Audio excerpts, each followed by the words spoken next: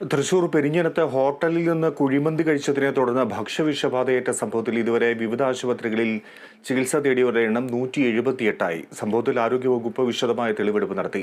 ജില്ലാ മെഡിക്കൽ ഓഫീസിൽ നിന്നെത്തിയ സംഘമാണ് ഹോട്ടലിൽ തെളിവുകൾ ശേഖരിച്ചത്. ശനിയാഴ്ച രാത്രി പെരിഞ്ഞനത്ത് പ്രവർത്തിക്കുന്ന സെയിൻ ഹോട്ടലിൽ നിന്നും കുഴിമന്തി വാങ്ങി കഴിച്ചവർക്കാണ് ഭക്ഷ്യവിഷബാധയേറ്റത്.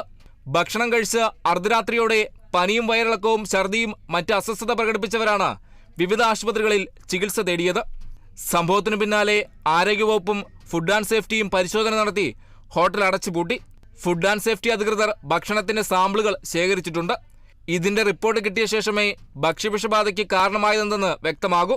ജില്ലാ മെഡിക്കൽ ഓഫീസിൽ നിന്ന് IDSP officer doctor Geetha, epidemiologist Kala എന്നിവരുടെ നേതൃത്വത്തിലുള്ള സംഘമെത്തിയാണ് ഹോട്ടലിൽ തെളിവെടുപ്പ് നടത്തിയത്. വൃത്തിഹീനമായ സാഹചര്യത്തിലാണ് ഹോട്ടൽ പ്രവർത്തിക്കുന്നതെന്ന് ആരോഗ്യവകുപ്പ് അധികൃതർ പറഞ്ഞു.